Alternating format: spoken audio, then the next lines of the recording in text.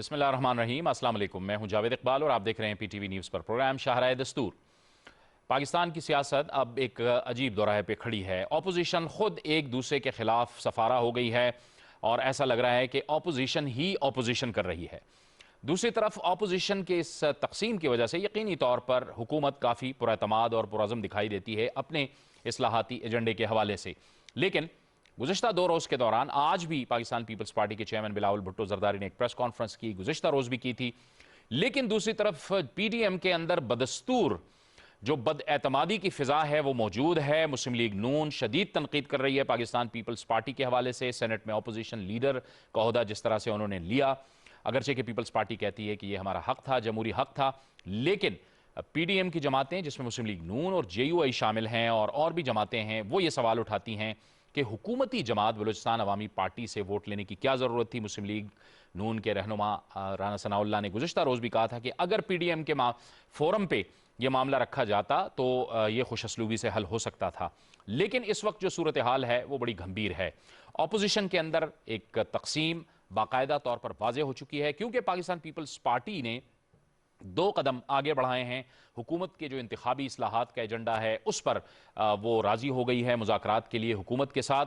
तो इस पर भी काफ़ी लेदे हो रही है इस वक्त पीडीएम के अंदर। तो पीडीएम का मुस्तकबिल क्या होगा और हुकूमत अपने मामलात पे महंगाई के चैलेंजेस से निपटने के लिए और अच्छी गवर्नेंस लाने के लिए कितनी फोकस नजर आती है, इन तमाम मामलात पर आज हम अपने प्रोग्राम में बात करेंगे। और इसके लिए हमें ज्वाइन कर रहे हैं तहरीक इंसाफ से जनाब डॉक्टर रमेश कुमार। डॉक्टर साहब, आपको खुश आमदेद कहते हैं प्रोग्राम में। पाकिस्तान पीपल्स पार्टी से हमें ज्वाइन कर रहे हैं साबिर बलोच। साबिर बलोच साहब, आपको भी बहुत खुश आमदेद कहते हैं। और स्टूडियोज़ में हमें ज्वाइन कर रहे हैं सीनियर तज्जियाकार और सहाफ़ी जनाब सुहेल चौधरी। सुहेल चौधरी साहब, आपको भी बहुत खुश आमदेद इस प्रोग्राम में। सबसे पहले डॉक्टर साहब आपसे इब्तिदा करेंगे। डॉक्टर साहब, आप फरमाइएगा क्या सूरत हाल है इस वक्त। हुकूमत काफ़ी पुरअज़म दिखाई देती है क्योंकि ऑपोजिशन इस वक्त हुकूमत के लिए कोई बड़ा चैलेंज नहीं बना पा रही। देखिए जावेद साहब, मैं समझता हूं लीडर की नीयत के ऊपर बहुत दारोमदार रहता है। कोविड के हवाले से सारी हमारी पीडीएम के जितने भी पॉलिटिकल पार्टीज है वो कह रहे थे कि ये हो रहा है वो हो रहा है, बस पाकिस्तान तबाह हो जाएगा। मगर आपने देखा कि पहली लहर दूसरी लहर दोनों लहर जो आई, लीडर की नीयत जो है वो सही थी। तो कोविड में आपने देखा कि दुनिया में जो नुकसान हुआ वो हमारा नहीं हुआ और हम काफी अच्छी एटमॉस्फेयर से हम निकल चुके हैं। इसी तरीके से इस वक्त भी अगर पाकिस्तान की गवर्नमेंट के जो हाकिम हुक्मरान है उसकी नीयत आवाम की खिदमत करने की है, तो आपने देखा कि पीडीएम जो एक इताअत बनाता गवर्नमेंट को गिराने के लिए वो खुद गिर गया। नाम तो डेमोक्रेटिक रखा था अलायंस, मगर आपस में डेमोक्रेसी को भी मेंटेन नहीं कर सका। तो हमें इस चीजों के ऊपर खुशी नहीं है कि अपोजिशन इत्तेहाद टूट गया ये गया, मगर मैं समझता हूं नियतों के ऊपर बहुत ज्यादा दारोमदार रहता है और एक दूसरे के साथ जो एक किस्म की बयानबाजी शुरू हुई है और इसे डेमोक्रेसी को नुकसान पहुंचता है।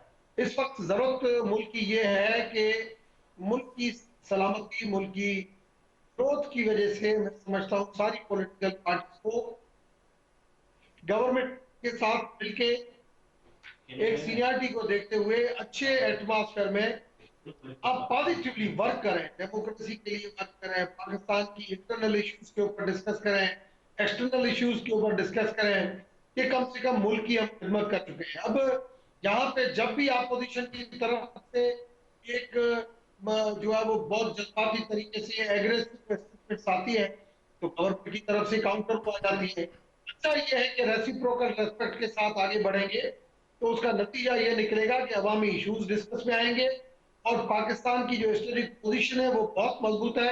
और इंटरनेशनली हाथों में हम खेलेंगे नहीं, मगर इंटरनेशनली कम्युनिटी को हम खिलाएंगे। तो इस तरीके से हमें अपने मफादात को छोड़ के मुल्क की मफादात में अगर आगे बढ़ेंगे तो हमारा फायदा भी है। तो मैं समझता हूँ हमारे लिए भी बेहतर है और गवर्नमेंट के लिए भी, पाकिस्तान के लिए भी और पीडीएम की जमात के लिए भी।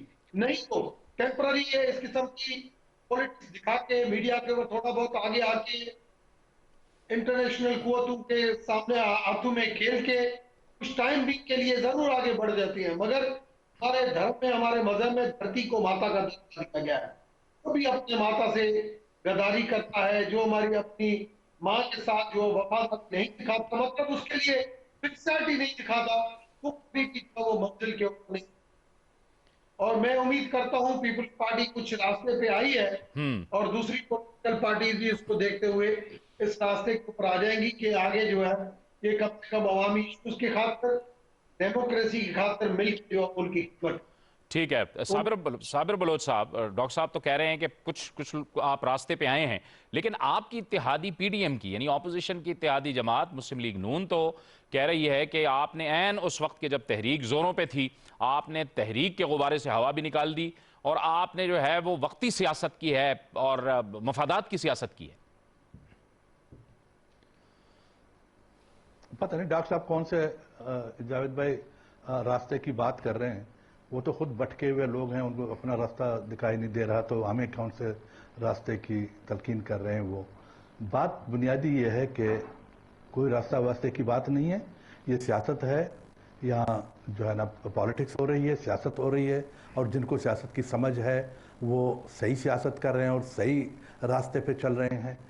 जो बात आपने की कि खुदा न खास्ता पीडीएम को पीपल्स पार्टी की वजह से कोई नुकसान हुआ या कोई ऐसी बात है, तो ये बिल्कुल गलत है। इसलिए कि ये पीडीएम का जो कॉन्सेप्ट है, इनको जो यूनाइट किया, इनको जो पीडीएम का जो नाम दिया, वो हमारे चेयरमैन पीपल्स पार्टी के बिलावल भुट्टो जरदारी साहब का कॉन्सेप्ट है। ये उनके जहन की जो है ना पैदावार है, जो सब लीडरों को, सब लोगों को इकट्ठा करके और बहुत कम यानी पॉइंट्स पे, बहुत कम चीज़ों पे उनको। डॉक्टर साहब, आप समझते हैं, डॉक्टर रमेश साहब आप ये समझते हैं कि ये बेहतर है कि अब पीपल्स पार्टी ने आपकी हुकूमत को इंदिया दिया है कि हम इंतखाबी इस्लाहात के हवाले से आपके साथ बातचीत के लिए तैयार हैं, क्योंकि बाकी ऑपोजिशन की जानिब से तो कोई बात ही नहीं हो रही। अब इस वक्त लग रहा है कि पीपल्स पार्टी ही बात कर रही है आपसे। देखिए जावेद, पहली चीज तो ये कि पीपल्स पार्टी ने जब एक एहतजाज था, लॉन्ग मार्च था पीटीआई का, तो उस टाइम पे पीटीआई ने जब लॉन्ग मार्च किया तो भी उन्होंने डेमोक्रेसी का साथ दिया और पीटीआई के साथ अपोजिशन में इकट्ठे थे, मगर अपोजिशन को कहा कि नहीं, हम डेमोक्रेसी की खातिर जो है हम पीटीआई का साथ नहीं दे सकते, और उन्होंने मियां साहब का साथ दिया था। और आज भी जब लॉन्ग मार्च या इस्तीफा की बात आई तो उन्होंने पार्लियामेंट को तरजीह दी। मैं समझता हूं अगर इंतखाबी इस्लाहात की खातिर, नैब रिफॉर्म की खातिर, ये माजी में बहुत सारी पॉलिटिकल पार्टीज ने गलतियां की। आज मुझे बताएं कि इंतखाबी इस्लाहात की बात की जाती है, नैब रिफॉर्म की बात की जाती है, जुडिशल रिफॉर्म की बात की जाती है, 3-3 मरतबा ये भी हुकूमतें रहे, क्यों नहीं अपने टाइम पे किया? अगर अपने टाइम पे नहीं किया और अगर आज पीटीआई की हुकूमत कर रही है, उसका जो भी साथ देंगे, मैं समझता हूं उन्होंने अपना कर्ज अदा किया। अगर जो लोग इसका साथ नहीं देंगे, वो मैं समझता हूं वो गलत है। वो जो भी करेगा उससे जो है वो दुनिया में पूछा जाएगा, आवाम पूछेगी, मगर आखिरत में भी पूछा जाएगा कि मालिक ने ये जरूर पूछेगा कि आपको मैंने इस जगह के ऊपर बिठाया था, क्या आपने अपना फर्ज पूरा किया या नहीं किया? इस ठीक है। वजह से पार्टी जब आएगी तो छोटी जमायतें जो है वो भी अपना फर्ज समझेंगी। आखिर में सिर्फ मौलाना फजल रहमान रहेगा, वो भी रह नहीं सकेगा, क्योंकि आपने देखा कि डिप्टी चेयरमैन सेनेट के लिए भी वो आ गया, वोटिंग के लिए भी आ गया, इसी पार्लियामेंट को गालियां भी दे रहे हैं और इसी पार्लियामेंट का हिस्सा। ठीक है सोहेल चौधरी साहब, पाकिस्तान पीपल्स पार्टी ने क्या अपनी स्पेस गेन की है? ये सियासत है, उसने सियासत की है, क्योंकि दूसरी तरफ पीडीएम की जो जमातें हैं, बाकी 8 जमातें हैं, वो तो कहती हैं कि हमारे साथ ये ज्यादती हुई है। तो अब रास्ते क्या हैं? क्योंकि दोनों के दरमियान बहुत फासले आ गए हैं और दिन ब दिन ये बढ़ते जा रहे हैं। अब स्टीयरिंग कमेटी का इजलास हुआ है, 5 जमातें उसमें शामिल थी, लेकिन उसमें पीपल्स पार्टी को भी नहीं बुलाया गया और एनपी को भी नहीं बुलाया गया। मेरा ख्याल है कि जिस तरह इस्लामाबाद का मौसम बड़ा कंफ्यूज है, सब पता नहीं लगता कि सुबह कौन से कपड़े पहने और रात को कौन से पहने, इस तरह इस्लामाबाद की सियासत भी बहुत उसमें कन्फ्यूजन है। और बड़ा एक दिलचस्प फिनोमेना ये है कि जिस तरह अपोजिशन में पीडीएम के अंदर आपस में फूट है और अपोजिशन की जमातों को आपस में एक दूसरे से ख़तरा है, ये इसमें एक बात ये भी की जाती है कि इस हुकूमत को अपोजिशन से कोई ख़तरा नहीं, अब ख़ास तौर पे अब बिल्कुल नहीं रहा। लेकिन ये बात की जा रही ये फॉर द टाइम बीइंग है, क्योंकि जो रियल चैलेंजेस हैं वो ऑन ग्राउंड जो हैं वो डिफरेंट हैं। हुकूमत को जो दरपेश हैं वो गवर्नेंस के इशूज़ हैं, महंगाई के इशूज़ हैं। तो इस सिचुएशन को अल्टीमेटली लॉन्ग टर्म पे अपोजिशन जो है एक्सप्लॉइट कर सकती है। फॉर द टाइम बीइंग ये कि खतरा टल गया है, वो तलवार जो लटकी हुई थी वो टल गई है कि लॉन्ग मार्च की या इस्तीफों की, तो वो पीपल्स पार्टी ने एक प्रैग्मेटिक पॉलिटिक्स की है। तो मतलब पीपल्स पार्टी जो है हमेशा एक ख़ास तौर पे जरदारी साहब एक बड़ी प्रैग्मेटिक पॉलिटिक्स पे बिलीव करते हैं। उनकी पर्सनैलिटी भी इस तरह, उनका मजाज भी इस तरह, वो काफ़ी देर से ये रोल अज्यूम करना चाह रहे थे और आस्ता आस्ता उन्होंने ये रोल जो है अपना अज्यूम कर लिया। और हमेशा उन्होंने एक बड़ी तहम्मुल वाली पॉलिटिक्स की है। और जिस तरह रमेश साहब ने भी जिक्र किया कि जब पीटीआई वाले भी धरना दे रहे थे तो उस वक्त भी वो पीएमएलएन के साथ पार्लियामेंट के अंदर खड़े थे। तो वो पार्लियामेंट पे पीपल्स पार्टी खासा बिलीव करती है, पार्लियामेंट के अंदर मामलात को सुलझाने पे, चीज़ों पे। लेकिन ये कि अगर इस हुकूमत को खतरा है तो जिस तरह वज़ीर science and technology Fawad Chaudhry साहब ने एक दफ़ा किसी एक इंटरव्यू में सोहेल वड़ाई साहब को कहा था कि इस हुकूमत को अपने अंदर से खतरा है। तो वो मसाइल अपनी जगह पे मौजूद हैं, चूँकि एक जो मुल्क के अंदर दाखिली इंतशार है वो बहुत संगीन नौयत का है। एक इकॉनमी का इशू है, एक जो पॉलिटिक्स के अंदर इंतशार है, और तीसरा जो आपके इंटरनेशनल इशूज़ है, रीजन के अंदर इशूज़ है। आपने अगर रीजन के इश्यूज़ को कॉन्फ्रंट करना है, जिस तरह रिसेंटली आर्मी चीफ ने बड़ी एक इनिशिएटिव लिया और हिंदुस्तान के हवाले से एक बड़ी फराख्तलाना उनको उनके हवाले से बातचीत की और उनको एक इनिशिएटिव लिया, उन्होंने बड़ा एक पहल की और हिंदुस्तान ने भी आगे से रिस्पॉन्ड किया। तो लेकिन ये चीज़ें तब भी आगे बढ़ सकती हैं जब अंदर मुल्क के अंदर एक सियासी तौर पे इत्तफाक राय की फ़ज़ा मौजूद हो। यही बात जो इंटरनेशनल चैलेंजेस की बात कर रहे हैं वो डॉक्टर रमेश कुमार साहब भी कर रहे हैं, उसकी तरफ हम आते हैं, उस पर हम बात करेंगे। लेकिन साबिर बलोच साहब, ये अब मुस्लिम लीग नून ने और जो बाकी जमातें हैं पीडीएम में शामिल, उन्होंने सेनेट के अंदर 27 सेनेटर्स का एक आज़ाद ओपोजिशन का एक ग्रुप बना लिया है। तो वो तो सेनेट के अंदर आपको एक्सेप्ट करने को तैयार नहीं है एज ए ऑपोजिशन। जाहिर है आपकी जमात ने उनको भी कहा है कि अगर ऐसा नहीं होगा तो हम फिर कौमी असम्बली में भी नहीं करेंगे। तो मामला तो ऐसा ही है कि हुकूमत के लिए आप कोई चैलेंज नहीं बन रहे, बल्कि आपस में ही आप गुत्थम गुत्था हो गए। नहीं, देखिए, ये गौतम गुत्था होने की बात नहीं। हमने तो एक असूली फैसला किया था, एक असूली स्टैंड हमने लिया था कि जो पार्टी सेनेट के अंदर अक्सरियत उसकी है, अपोजिशन का लीडर उसी का होना चाहिए। और ये एक प्रैक्टिस है, पार्लियामेंट्री प्रैक्टिस है पूरे दुनिया में। जहाँ भी आप चले जाएं, अपोजिशन में जो मेजॉरिटी पार्टी होती है तो राइट और हक उसी का बनता है। ये कोई बंदर बांट तो है नहीं। अच्छा, बात यह है कि देखें, मैं आपको एक अर्ज कर लूँ कि अगर हमारे नवाज लीग के दोस्त हमें अगर ये कहते हैं कि भाई कि वो बाप से अगर उनको कोई वो है या कोई ऐसी कोई शिकायत है या कोई इसको बहाना बनाए हुए हैं, अव्वल तो ये है कि हमारा बाप से कोई ताल्लुक नहीं है, ना हमने बाप से कोई सपोर्ट ली है, ना हमें बाप ने कोई सपोर्ट दी है। ये इंडिपेंडेंट लोग थे 4-5, इन्होंने हमें सपोर्ट दी और हमारे साथ वो अपोजिशन में बैठेंगे। बाप के जो लोग हैं वो तो उनके अपने लोग हैं। उनका जो चीफ मिनिस्टर और बाप का प्रेसिडेंट जो जाम कमाल साहब हैं, वो पीपल्स पार्टी के वजीर तो नहीं थे, वो तो अपने नवाज लीग के वजीर थे। वो नवाज लीग साहब के जो है ना कैबिनेट में थे। अर्ज ये है अब थोड़ा सा ये मुनासिब नहीं है।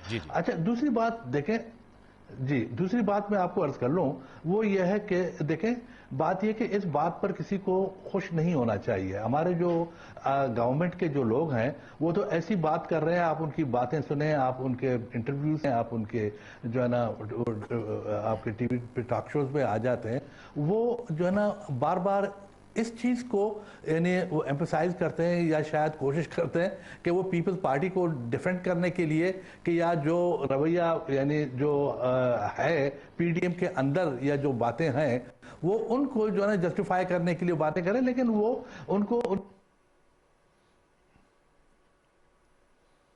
जी डॉक्टर साहब, अगर किसी शख्स को या किसी पार्टी को अगर उनको कोई ऐसी कोई बात है उनके जहन में तो वो क्लियर हो जाएगा। चेयरमैन बिलावल साहब उनके साथ बैठेंगे, अच्छा मरियम नवाज के साथ, शहबाज शरीफ के साथ, मौलाना साहब के साथ।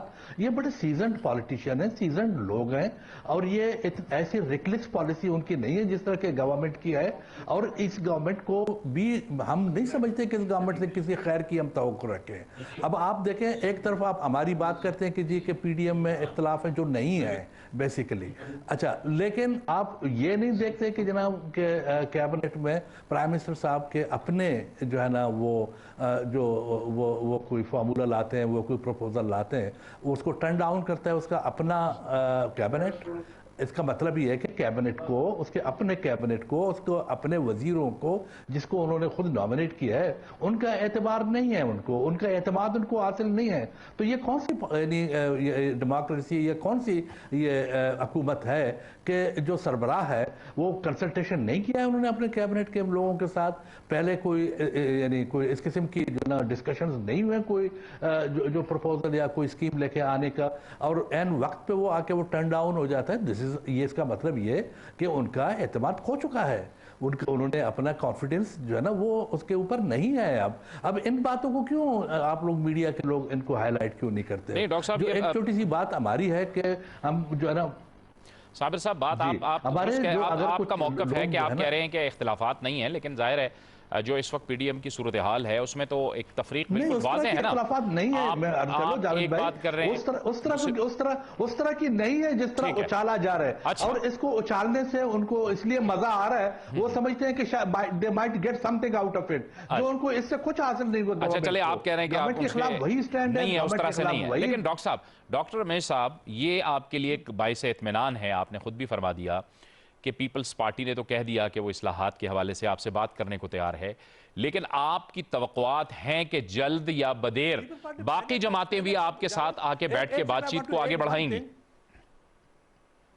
देखिए, मैं समझता हूं जब माजी में आपने देखा कि कुछ पॉलिटिकल पार्टी ने कहा कि हम स्टैंडिंग कमेटी को हम बायकॉट करते हैं, मगर जब कमेटियों के अंदर 70% पार्टीज आ गए, मेंबर आ गए, तो 30% ऑटोमेटिक आ गए। ये जब कमेटी बनेगी, इसका तरीकेकार ये होता है कि आप मेजॉरिटी 172 का हाउस भी बना सकता है, मगर जब पीपुल्स पार्टी होगी और भी जमायत इस्लामी भी होगी, जब ये पॉलिटिकल पार्टी 200 से ऊपर मेंबर जब उसका हिस्सा बन जाएंगे, अपने नाम दे देंगे, तो फिर आप पीएमएलएन से भी नाम स्पीकर मांगेगा और दूसरी जमायतों से मांगेगा। अगर वो नाम देंगे तो भी ठीक है, नहीं तो उसके अंदर एक टाइम पीरियड होता है कि विद इन 1 वीक आप दें, नहीं देंगे तो वो काम प्रोसेस शुरू हो जाएगा। तो आपने देखा कि जैसे इलेक्शन के अंदर इसी पार्लियामेंट को नहीं मानते हैं मगर बाय इलेक्शन का हिस्सा बन जाते हैं, तो इसी तरीके से आप देखेंगे कि जब भी कोई काम शुरू होगा इंतखाबी इस्लाह का, सारी पॉलिटिकल पार्टीज जो आज जो भी कुछ कह रहे हैं, मगर ये सारे जो है वो पार्ट बन जाएंगे, और मैं समझता हूँ वक्त आ गया है और उसको पार्ट बनना भी चाहिए। और इस तरीके से आप आज से उसके लिए अपना माहौल बनाएंगे तो बेहतर है। दूसरी बात की गई कि भाई इख्तिलाफात देखो, हम नहीं कहते हैं कि अपोजिशन में इख्तिलाफात है, मगर अपोजिशन में इख्तिलाफात खुद उनकी जबान कहती है, खुद उनके लीडरशिप के ट्वीट्स कहते हैं, जो मीडिया के ऊपर चलती है। मैं तो सिंपल में ये कहूंगा कि नियतों का खेल है, जहां पे गलत नियत होती है तो वहां पे उसको राह ही ऐसी खुदा की तरफ से मिल जाती है कि भाई आप जो भी जा रहे हैं वो अपने मफादात, सियासत एक आदत है, सियासत एक खिदमत है, जहां पे चलती है मफादात की सियासत। तो मफादात जिसके जहां पे फिट आते हैं वो रास्ता इख्तियार कर लेता है। अवाम की किसको इशू, अवाम को है नहीं ऑपोजिशन के अंदर। और ये बदकिस्मती है जावेद, ये 2002 से मैं देख रहा हूं, जो भी पॉलिटिकल पार्टी आती है, जब भी इलेक्शन होती है, जो गवर्नमेंट जीती है अपोजिशन उसको आके धांधली कहती है। भाई इश्यूज हैं, उन इश्यूज को अगर रेक्टिफाई करना है तो उसका तरीकेकार ये है कि आप इंतखाबी इस्लाह करें कि दोबारा वो चीजें नहीं हो। आप बैठे हैं आज असेंबली के अंदर, अपने टाइम के ऊपर जो नहीं कर सके वो आप अभी आए, उन चीजों को आप रेक्टिफाई करें बेहतर। तो उम्मीद अच्छे की करें, और मुझे उम्मीद है कि जल्द ये चीजें वो बेहतर डायरेक्शन में चली जाए। ठीक है सुहेल शोएब साहब, लेकिन जब पीपल्स पार्टी इस्तीफे न देने की बात करती है तो ये हम ये तो नहीं कहते कि वो जो कर रही है वो पीडीएम के खिलाफ कर रही है, बल्कि ये उसका एक उसूली मौक़िफ़ है। वो पार्लियामान के अंदर रहते हुए, जैसे डॉक्टर रमेश साहब भी फरमा रहे हैं कि पार्लियामान के अंदर रहते हुए अपनी जद्दोजहद को आगे बढ़ाना चाहते हैं, और फिर जाहिर है वो ये तो कहते हैं कि हम हुकूमत को ख़त्म करेंगे, लेकिन दरअसल अंदर से वो ये नहीं कह रहे होते, क्योंकि फिर वो इस बात को खुद कैसे जस्टिफाई करेंगे कि जी अगर 5 साल के लिए किसी हुकूमत को आपने मैंडेट दिया है तो आप उसको क्यों कर गिराएंगे और किस वजह से गिराएंगे। आप मस्बत तनकीद करें और अवामी फलाह की एजेंडे पे आप आकर हुकूमत के साथ मुज़ाकरात करें। नहीं देखिए, मुज़ाकरात के लिए बात आपकी बिल्कुल ठीक है, लेकिन जो पहल होती है मुज़ाकरात के लिए वो तो हुकूमत के पास होती है, इनिशिएटिव तो हुकूमत ने लेना होता है, अपोजिशन ने तो नहीं लेना होता। लेकिन यहाँ पे मामला बड़ा उल्टा, उन्होंने ले लिया है, अब तो ले लिया, अब लिया, लेकिन थोड़ा सा एक तो काफ़ी देर हो गई, ऊपर से सिचुएशन बड़ी वॉलेटाइल है। और जब तक आप उनके अपोजिशन को मीनिंगफुल तरीके से इंगेज नहीं करेंगे, उनके जज्बात को ठंडा नहीं करेंगे, क्योंकि साथ साथ हुकूमत में ये भी होता है, देखने में आया कि एक कदम आगे और 2 कदम पीछे। पहले इनिशिएटिव लिया जाता है, कोशिश की जाती है अपोजिशन को इंगेज करें, साथ ही कुछ ऐसे बयानात तो तेज़ आ जाते हैं, सख्त बयानात आ जाते हैं, इश्तियाल अंगेज़ बयानात आ जाते हैं, तो वो फिर एकदम जो है सूरत हाल वो गर्मा गर्मी की तरफ चली जाती है। तो देखिए जो गर्मा गर्मी है वो तो अपोजिशन को तो सूट करती है, खासतौर पे PMLN को तो सूट करता है कि वो एक पोटेंट रोल प्ले करे अपोजिशन के तौर पे। तो उनको ये बेसिकली हुकूमत के फ़ायदे में अगर इश्तियाल अंगेज़ी कम होती है तो ये हुकूमती ज़मा को बात समझनी चाहिए। ये बहुत अच्छी पहल की है गवर्नमेंट ने, ये अच्छा इनिशिएटिव लिया है कि उनको कहा जी आके बैठे बात करें। लेकिन जब तक आप थोड़ा सा ट्रस्ट नहीं डेवलप करते उनके साथ बैठ के, और आप जब तक उनके छोड़ेंगे नहीं, मारेंगे नहीं, इस थोड़ा सा इससे निकलना होगा, क्योंकि हुकूमत को रियल टाइम ऑन ग्राउंड ऐसी सीरियस चैलेंजेस दरपेश हैं, अगर जिनको हल ना किया गया तो हुकूमत के लिए एक सियासी तौर पे मसाइल पैदा हो जाएंगे।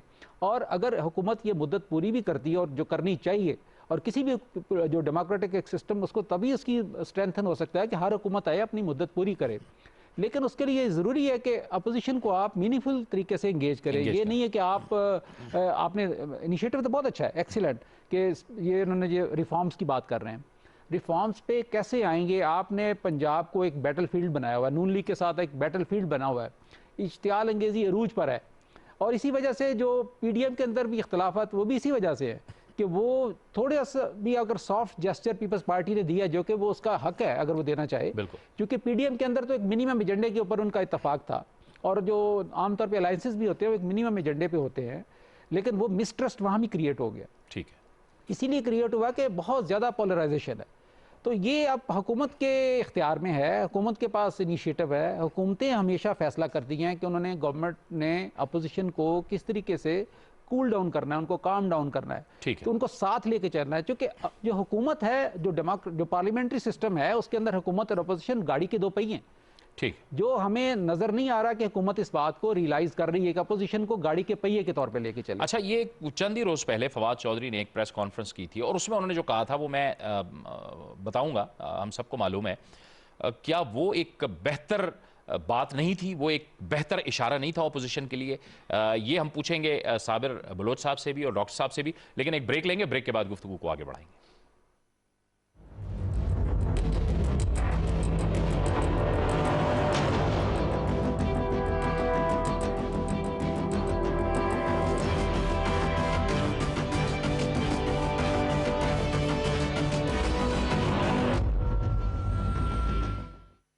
कोरोना वबा की तीसरी लहर हर उम्र के अफराद, बिलखुसूस बच्चों के लिए इंतहाई खतरनाक साबित हो रही है। मौरखा 31 मार्च 2021 को कोयटा में कोरोना के मुस्बत केसेस की शरह 12.5% रही, जो इंतहाई संगीन सूरत हाल की निशानदही करती है। बढ़ते हुए केसेस और अमवात के पेश नजर शहरियों से इल्तिमास है कि जिम्मेदार शहरी होने का सबूत दें और कोरोना SOPs पर अमल जारी रखें। मास्क का इस्तेमाल जरूर करें और समाजी फासला बरकरार रखें। बसूरत दीगर कीमती इंसानी जानों के तहफ्फुज के लिए सख्त लॉकडाउन नागुज़ीर होगा, जिससे तालीमी निजाम और मुल्क की मईशत को सख्त नुकसान पहुँचने का अंदेशा है। कोरोना एक वबा है, एहतियात इसकी शिफा है। महकमा इत्तला, हुकूमत बलोचिस्तान। आपका वजीर आजम आपके साथ। वजीर आजम पाकिस्तान इमरान खान से फोन पर बराह रास्त बात करें। 4 अप्रैल बरोज इतवार सुबह 11:30 पर आपके सवालात और वजीर आजम के जवाब। राब्ते के लिए फोन नंबर 051-922-4900। वजीर आजम से आपकी बातचीत टेलीविजन, रेडियो और डिजिटल मीडिया पर बराह रास्त नशर की जाएगी। आपका वजीर आजम आपके साथ।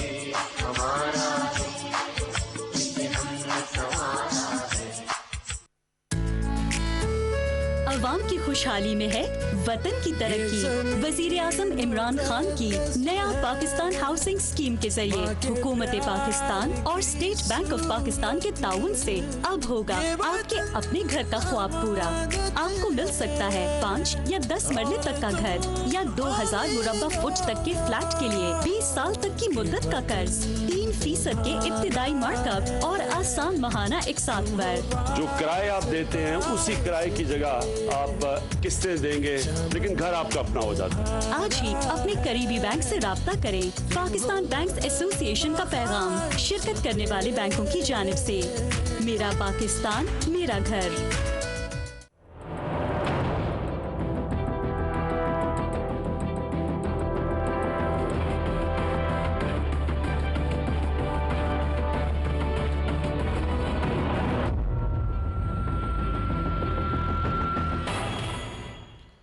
प्रोग्राम में नाज़रीन एक बार फिर आपको खुशामदीद कहते हैं। अब से चंद रोज़ कबल फवाद चौधरी जो वज़ीर साइंस एंड टेक्नोलॉजी है, उन्होंने एक प्रेस कॉन्फ्रेंस की थी और बड़ी अहम बातें उन्होंने की।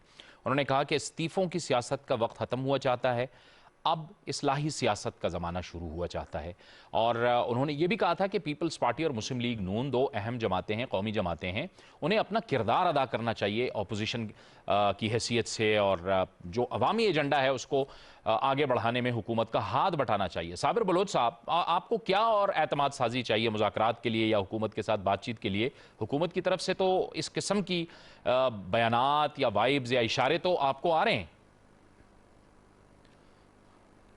भाई देखें, ये पीपल्स पार्टी ने मीनिंगफुल रिफॉर्म्स के लिए, कंस्ट्रक्टिव रिफॉर्म्स के लिए कभी भी यानी उन्होंने हमेशा साथ दिया है और बात की है।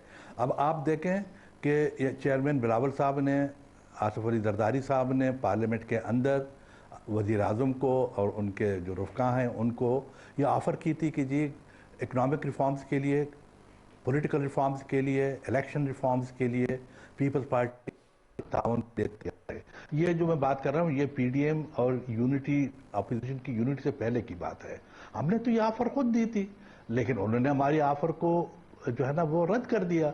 जब उन्होंने ऑफर को हमारी रद्द कर दिया और उन्होंने जिस रेकलेस तरीके से यहाँ हुकूमत चलाई, आज इस वजीर को रखो, कल उस एडवाइज़र को निकालो, एडवाइज़र को ज़्यादा इख्तियारात, वजारत को, वजीर को इख्तियारात नहीं है, इनके आपस के अंदर जो एक दूसरे की चपकलिश और एक दूसरे के साथ जो दस्तो गिरबान थे वो तो सब आपने दे लिया। सो आज एक फैसला कर लो, उसको वापस ले लो, दूसरा शाम को एक फैसला कर लो, उसको वापस ले लो। तो बहरहाल हम तो बैठे रहे अपनी जगह पे, लेकिन इनका पास्ट रिकॉर्ड ये है कि अब वो बिल्कुल they are on brink of collapse. अब आके जो है ना वो कहते हैं जी हम ये रिफॉर्म आप हमारा साथ दे दें, वो दे दें। हमने तो एक जो सियासत है उस सियासत को यानी पीपल्स पार्टी वो मुल्क की मफाद को देखती है। हम तो इस बात को जानते हैं, अगर उन्होंने आज अगर ये ऑफर की है तो हम ये तो नहीं कह सकते कि भाई कि ये ऐसा नहीं होगा। हम तो मुल्क की मफाद के लिए, लोगों की मफाद के लिए, sake of democracy, sake of the system, हम तो कहते थे। लेकिन बात यह है कि इस बात की कौन गारंटी दे देगा, कौन ये इस बात की आप एश्योरेंस दे देंगे कि ये वही रवैया इख्तियार नहीं करेंगे जो पहले किया था उन्होंने? पहले वो कौन से सीरियस थे रिफॉर्म्स के लिए? पहले किसकी बात इन्होंने मानी रिफॉर्म्स के लिए? ये कौन सी बातें थी उन्होंने? लेकिन उनका पास्ट रिकॉर्ड, पास्ट ट्रैक उनका इतना यानी इट्स सो अगली कि अब हमारे पास कोई चारा नहीं है। हम तो ये कहते ठीक है जी आप रिफॉर्म्स लाए, आइए बैठें, कॉन्स्टिट्यूटिव रिफॉर्म करें, डिस्कशन करें, सब लोगों को एक साथ मिला के बात करें। आप जो बनाते हैं उस जो चीज़ यानी जो कमेटी बनाएंगे, जो चीज़ें बनाएंगे उसमें एक इक्वल रिप्रेजेंटेशन सब जमातों की होनी चाहिए और हम आगे चलें। ये वक्त टालने की बात ना करें। आप जो है ना ऐसी चीज़ ना करें कि कल को शाम को जिस तरह आप जी खुद आपसे दूर हो जाए और निकल जाए। ठीक है, ठीक है। देखिए मैं आपको एक अर्ज कर लूं कि जी मैं आपको एक अर्ज कर लूं जाद भाई, देखो बात यह है कि जो है ना जो पार्टी यानी बरसर इक़्तिदार होती है, ठीक, ये डेफिनेटली जो है ना उसको बहुत सारी कंस्टिट्यूशंस होती हैं। मसलन अब आप देखें कि जब पीपल्स पार्टी गवर्नमेंट में आई तो पीपल्स पार्टी ने इसी नवाज लीग को तमाम तर रिजर्वेशन के साथ, ठीक है, तमाम तर हमारी जो है ना जो एक किस्म की जो इल फीलिंग्स एक दूसरे के साथ थे, उनके बावजूद भी जरदारी साहब ने उनको बुलाया, तमाम की पोस्ट इनको हवाले कर दिए कि मिनिस्ट्रीज के भाई आप ले लें, लेकिन इकट्ठे बैठ के काम करें। आगे चल के उन्होंने नहीं किया, जो उनका रवैया था, जो उनका तरीक़ेकार था, वो भी सुने ना जी एक मिनट के लिए, वो भी जो है ना उन लोगों ने उसको जो है ना उस तरह नहीं सराहा। लेकिन इसके बावजूद भी जब अब अपोजिशन की बारी आई, अब भी चेयरमैन साहब जरदारी साहब ने वो अब कहते हैं कि हम बातचीत के लिए तैयार हैं। चलें, ये तो दुरुस्त बात है। डॉक्टर रमेश साहब, आपके ख्याल में ऑपोजिशन या आप लोग तो ऑपोजिशन कहते हैं, आप लोग तो कहते हैं कि पीडीएम अब उस तरह से नहीं रही और जो बज़ाहिर लग रहा है, उसके आपके साथ मुज़ाकरात के रास्ते में अब क्या रुकावट है? क्या हुकूमत की तरफ से तो बड़ा कह दिया गया है, आप फवाद चौधरी ने भी कहा, हुकूमत ने भी कहा, शिबली फराज ने, इकट्ठे प्रेस कॉन्फ्रेंसेस भी की गई। क्या रुकावट है? ये क्या पीडीएम के अंदर अपने मौजूदा इख्तिलाफात की वजह से कोई रुकावट है या कोई और वजह है आपके ख्याल में? जावेद, पहली चीज तो ये कि हिस्ट्री सीखने के लिए होती है, दोहराने के लिए नहीं होती है। 2014 में 2 साल धरना किया, ये लॉन्ग मार्च की सियासत जो पीडीएम आज कर रही है, उससे बड़ी अपोजिशन पीटीआई ने की, उससे बड़े जलसे पीटीआई ने किए, उससे बड़ी लॉन्ग मार्च पीटीआई ने किया। ये 9 पार्टियां एक तरफ थी और वो एक तरफ थी, इतने बड़े जलसे थे। और आपकी खान साहब की एक रिस्पेक्ट जो पर्सनालिटी की, एक जो है वो पब्लिक जो है वो पुलिंग जो थी वो बहुत ज्यादा थी, आपने देखा उन्होंने किया। मगर फाइनल क्या हुआ कि 2016 में इंतखाबी इस्लाह बनते हैं, 2017 का जो इलेक्टोरल रिफॉर्म बिल आता है उसमें पीटीआई पार्ट बनती है। ये हिस्ट्री है ना सीखने के लिए। तो आज ये हिस्ट्री किसने बनाई थी? इन्हीं पीटीएम की पॉलिटिकल पार्टी ने बनाई थी, पीटीआई नहीं थी उस टाइम पे। आज पीटीआई इनको पूरा मौका दिया, साल 1.5 साल ये पीटीएम बना, इत्तेहाद बना, ये बना, सब कुछ बना। अब देखा कि हुकूमत को कोई फर्क नहीं पड़ा।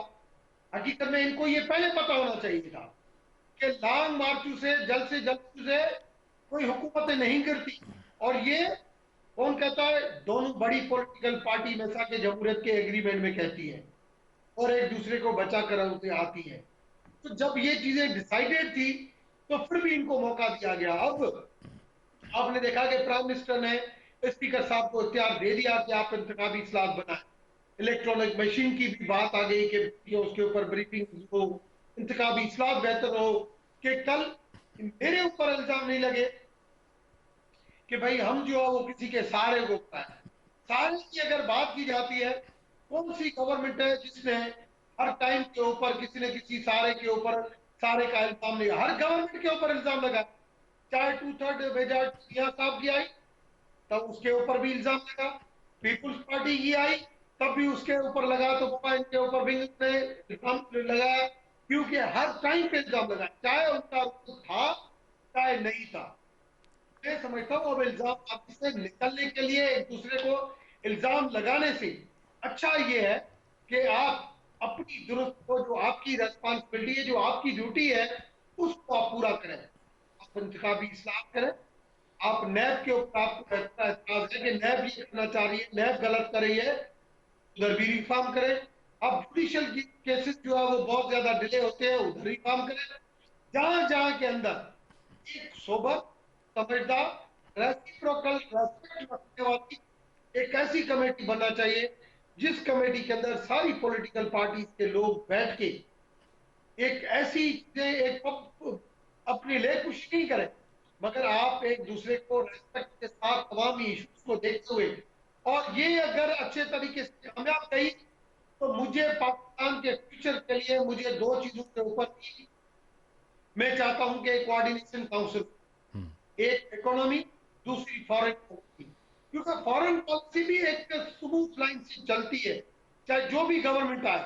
आज ट्रंप गया, जो बाइडेन आया, मगर आपने वहां पे तब्दीली नहीं देखी। अगर वो चाइना ईरान के खिलाफ था तो ये भी चाइना ईरान के खिलाफ। वो अगर चाहता था कि मैं ऐसे पार्टनरशिप बनाऊं ऑस्ट्रेलिया, जापान और इंडिया के साथ, तो ये भी क्या है कि वो बनाऊं। जब फॉरेन पॉलिसी पाकिस्तान में भी ऐसी हो, यहाँ पे सारी पॉलिटिकल पार्टी शामिल हो, तो ये भी चीजें नहीं होगी कि आज हम भारत को दें और कल पॉलिटिकल अपोजिशन की सारी पॉलिटिकल पार्टी जाके कहे कि ये नहीं करो, तो फिर ऐसे इल्जाम लगता है जो मोदी का यार है वो गद्दार है। जो माजी में नारे लगे वो भी गलत थे, जो आज नारे लग रहे हैं वो भी गलत है। ठीक। इस वजह से अच्छी बात यह है कि कुछ मुल्क के साथ सिंसियरिटी दिखा है। और ये जाहिर है कि जब सब मिलके नहीं चलेंगे तो जो इंटरनेशनल चैलेंजेस हैं हमें दरपेश हैं, वो उस तरह से हम उनका मुकाबला नहीं कर सकेंगे। डॉक्टर साहब नहीं, जब जावेद भाई, जब तक हम इंटरनल कमजोर होंगे तब तक हम इंटरनेशनल कम्युनिटी के हाथ में खेलेंगे। मगर जब हम इंटरनली मजबूत होंगे ये इंटरनल मजबूत एक ज्वाइंट हमारा मैसेज आएगा तो हमारा इत्तेहादी कितना भी हो, मगर हमारे मफादात की, हर मुल्क अपने मफादात की जंग लड़ता है।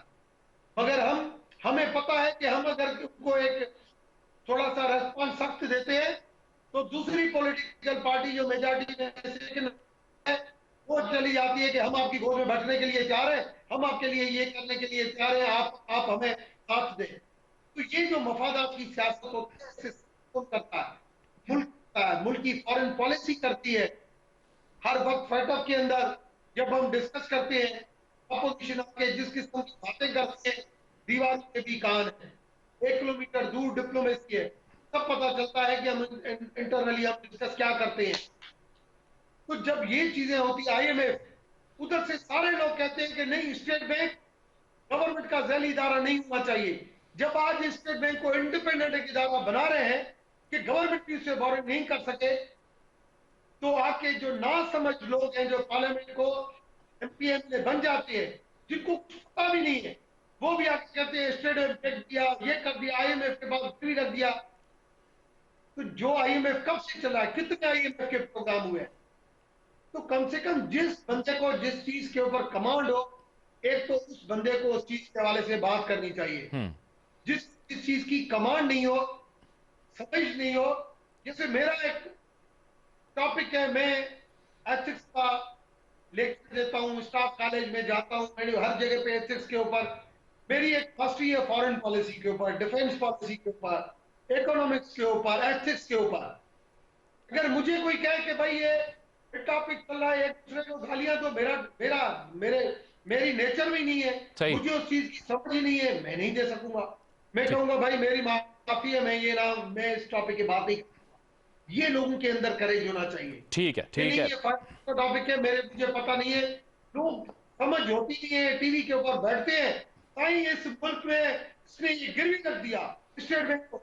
आप मादी की जाके स्टेट बैंक की आप पॉलिसी देखें, गवर्नमेंट के व्यूज देखें, डॉक्टर साहब के व्यूज देखें, आप क्यों देखते हैं? ठीक है डॉक्टर साहब। नून लीग के थे, उन्होंने कहा नहीं हम तो इस चीजों को सपोर्ट करते हैं। जो लोग समझते हैं इकोनॉमिक को, अभी मेरे साथ 7 से 8 बजे तक एक प्रोग्राम में नून लीग का था, उसने कहा कि ये जो गंदम की जो पॉलिसी थी, अब चीनी की जो याम की पॉलिसी थी, हम समझते हैं कि इंडिया के साथ होना चाहिए, मगर जो इंडिया के साथ बंद किया गया वो गलत किया।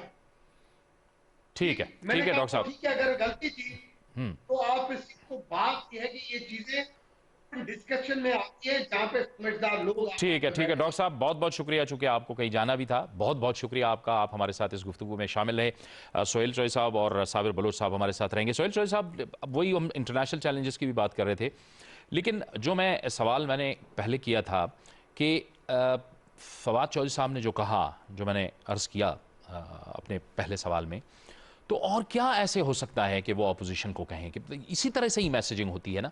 और जो पार्लिमानी तरीका होता है वो तो उन्होंने अडॉप्ट कर लिया, वज़ीर आज़म ने स्पीकर को ख़त लिखा और स्पीकर ने जो पार्लिमानी लीडर्स हैं उनको ख़त लिखा। तो अब तो अपोजिशन ये फैसला करेगी कि वो आए और हुकूमत के साथ बैठे और बातचीत को आगे बढ़ाए। नहीं, देखें, उसमें एक कंड्यूसिव एटमॉस्फेयर जो बनाना ना, वो हुकूमत की जिम्मेदारी। फवाद चौधरी साहब ने जो बयान दिया वो मतलब हम उसको अप्रिशिएट करते हैं एज ए जर्नलिस्ट, लेकिन ये एक बयान सफिशिएंट नहीं है। जो कॉन्फिडेंस बिल्डिंग मेयर्स जो है ना, इसमें बहुत ज़्यादा करने की ज़रूरत है, क्योंकि दोनों तरफ इतने ज़्यादा जो है वो इश्तियाल अंगेज़ी है PTI और PMLN के दरमियान। आप देखें, ट्विटर पे देख लें, सोशल मीडिया पे देख लें, हर जगह के ऊपर। हत्ता कि आप ये देखें कि इसका ज़्यादा नुकसान हुकूमत को इस तरह से हो रहा है कि जो अच्छी खबरें हैं हुकूमत की, जो इकॉनमी के हवाले से पिछले दिनों चंद अच्छी खबरें भी आई, अगरचा आम आदमी बड़ा परेशान है महंगाई के हाथों, बिल बढ़ रहे हैं, बिजली के बिलों में उनका इजाफा हो रहा है, तेल की कीमतें बढ़ रही हैं, हर चीज़ महंगी हो रही है, आम चीज़ें लोगों की दस्तरस में नहीं है। लेकिन इसके बावजूद साथ साथ कुछ अच्छी खबरें भी आ रही हैं, लेकिन वो अच्छी खबरें भी इसी सियासत की नज़र हो रही हैं और वो दब जाती हैं। और आप मतलब FBR ने जो मतलब पाकिस्तान की हिस्ट्री में सबसे ज़्यादा टारगेट अचीव किया, वो खबर भी दब गई। आप ये देखें कि आपकी एक्सपोर्ट्स जो है वो पाकिस्तान की हिस्ट्री में हाईएस्ट जा रही हैं, वो खबरें भी दबी जा रही हैं। तो मतलब आप रिसेंटली अभी चाइना ने आपको पाकिस्तान से हलाल गोश्त जो है वो पाकिस्तान एक्सपोर्ट करने की, वहाँ पे उन्होंने पाकिस्तानी कंपनी को सिलेक्ट किया है। तो बड़ी अच्छी इकोनॉमी के पॉइंट ऑफ व्यू से चीज़ें हो सकती हैं, लेकिन डिपेंड करता है कि आप मुल्क में सियासी दर्जा हरारत को कम करें। और अगेन मैं ये कहूँगा कि ये एक बयान काफ़ी नहीं है, और एक कमेटी बना देना काफ़ी नहीं है।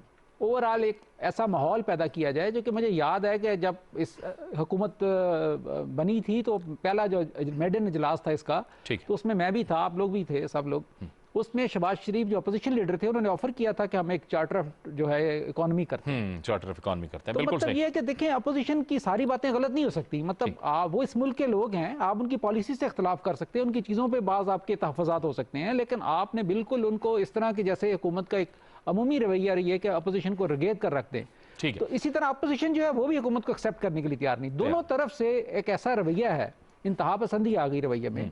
इस टेम्परेचर को कम करने की ज़रूरत है कि पाकिस्तान के जो सीरियस इश्यूज हैं वो इकोनॉमी में के हैं, फॉरेन फ्रंट पे हैं, जिस तरह रमेश साहब ने भी कहा, इनको तभी आप सुलझा सकते हैं कि जब आपस में दर्जा हरारत कम हो। और आप अगर मतलब आपने जब मैदान जंग में उतरना है अगले इलेक्शन में, तो उस वक्त आप जिस तरह मर्जी मुहाजराई करें। ठीक है, साबिर बलोच साहब, आप फरमाइएगा कि क्या पोजीशन है आपकी ऑपोजिशन की, अगर हम बात करें एक्सट्रीम पोजीशंस, अगर हम बात करें कि अगर JUI, नून लीग और बाकी जमातें PDM के अंदर ये फैसला करती हैं कि हम पीपल्स पार्टी के साथ नहीं चल सकते, तो क्या पीपल्स पार्टी फिर अकेली ऑपोजिशन करेगी? क्या ये मैं वैसे ही एक जो इम्कानी सूरत हाल है उस पर बात कर रहा हूं। देखें, बात यह कि कौन से पार्टी ने कहा है कि जी हम पीपल्स पार्टी के साथ नहीं चल सकते। वो जो कहते हैं, इवन नवाज लीग ने कभी नहीं कहा कि जी पीपल्स पार्टी के साथ नहीं चल सकते। मौलाना साहब ने कहा कि मेरी तबीयत ख़राब है, मैं ठीक हो जाऊंगा। PTM की जो है ना इजलास बुला के वो हमसे पूछेंगे कि जी जो वाक़यात हुए हैं वो हमसे कोई बात करना चाहते हैं। या दूसरी जो छोटी छोटी जमातें हैं बलूचिस्तान की मोस्टली, या आपके पख्तूनख्वा के, उन्होंने भी यही कहा है कि जी कि हम बात कर लेंगे, डिस्कशन कर लेंगे। किसी ने तो ये तो नहीं कहा है ना कि पीपल्स पार्टी के साथ हम नहीं चल सकते। देखें, पीपल्स पार्टी एक प्रोग्रेसिव पार्टी है, एक तरक्की पसंद पार्टी है, और पीपल्स पार्टी एक नज़रियाती जमात है, आइडियोलॉजिकल पार्टी है। उसकी लीडरशिप जो एक आइडियोलॉजिकल लीडरशिप है, वो फारसाइटेड लोग हैं, फारसाइटेड लीडरशिप है। उनको पाकिस्तान के सियासत का उसके जो पावर लिमिट्स हैं उसका पता है। उनको पाकिस्तान में जो इकोनॉमिक कंडीशंस हैं उनका पता है। हम ऐसे, हमारी लीडरशिप जो है ना वो ऐसी बात नहीं करती कि जो एक चीज़ वजूद नहीं रखती है और हम जो है ना लोगों को सिर्फ जो ना लॉलीपॉप देने के लिए जो है ना वो कहें कि जी ऐसा नहीं है, इस तरह है। वो ऐसा नहीं है। अब आप लोग तो एहतियात से काम ले रहे हैं, लेकिन दूसरी तरफ से बड़ा सख्त रवैया इख्तियार किया जा रहा है नून लीग की तरफ से। आप लोग तो बड़े मोहतात हैं। आप मेरी अर्ज सुने, आप जनाब, आप मेरी अर्ज सुनिए जी। It's not the question of मोहतात होना या ना होना। बात यह है कि जिस तरह शुरू में कहा गया है कि जी कि हम एक प्रेगमेटिक पॉलिटिक्स कर रहे हैं, और वाकई करना भी चाहिए। हमारा किसी के साथ जाती वो नहीं है। इमरान खान से हमारा क्या जाती इख्तलाफ है, हमारी लीडरशिप का क्या इख्तलाफ है? हम ये कहते हैं कि जनाब वो एक नालायक है। अच्छा, वो हुकूमत चलाने के लायक नहीं है, उसकी टीम वो एक नालायक टीम है। पाकिस्तान को जो है ना आप नुकसान दे रहे हैं, पाकिस्तान को आप किसी की बातें नहीं है। आपकी जो टीम है, आप उन लोगों को जो है ना अपने साथ मिलाए हुए कि जो आपके ड्रम बीटर्स हैं, आप अच्छा भी करेंगे तो आपकी तारीफ करें, आप बुरा भी करेंगे तो आपकी तारीफ करेंगे। इस तरह तो नहीं चल सकती। ये जो है ना मुमलिकतें, मुल्क, हुकूमतें, उनमें बहुत सारी कॉन्स्टिट्यूशन होती हैं, उनमें बहुत सा आप जो है ना आपको फॉरेन पॉलिसी है। आप अब फॉरेन पॉलिसी में जनाब हमारे मुल्क की हालत ये देखें कि अपने लिमिट्स को यानी हमारे प्राइम मिनिस्टर साहब को समझना चाहिए था शुरू में, और आते ही उन्होंने कहा कि जनाब कि मैं सऊदी अरेबिया में और ईरान के अंदर मैं बैठ के उनमें कोई पॉलिसी का रोल अदा कर रहा हूँ। भाई आप आराम से बैठे देखें क्या चले असल जो मामला है वो यही है कैसे निकले। ऑपोजिशन को साबिर साहब, ऑपोजिशन को अपना किरदार अदा करना चाहिए। वक्त खत्म हो गया साबिर साहब, वक्त खत्म हो गया। ऑपोजिशन को एक मस्बत रोल अदा करना है और हुकूमती पॉलिसीज पर तनकीद करनी है, न कि ये दावा करना या ये कहना कि आप जत्थे बना के चढ़ दौड़ें हुकूमत पर, जिनको मैंडेट दिया गया है 5 साल का। ये तो वो बात है जो खुद मुस्लिम लीग नून, पाकिस्तान पीपल्स पार्टी और ये जो अब ऑपोजिशन में है, ये उस वक्त किया करती थी जब पाकिस्तान तहरीक इंसाफ ने 126 दिन का धरना दिया था। तो फिर कैसे जस्टिफाई हो सकता है कि आप किसी की हुकूमत को इस तरह से चलता कर दें? ना उसकी आईनी इजाज़त देता है, ना कानूनी इजाज़त देता है, और ना ज़ाहिर है कि अखलाकियात उसकी इजाज़त देती हैं। मस्बत तनकीद ऑपोजिशन का हक है, वो उसको ज़रूर करना चाहिए, लेकिन अवामी और फलाही एजेंडे के लिए पार्लियामान के अंदर जो ऑपोजिशन का किरदार है उससे भी रूगर्दानी नहीं की जा सकती। प्रोग्राम शायराए दोस्तों से जावेद इकबाल को इजाज़त दीजिए। अल्लाह हाफ़िज़।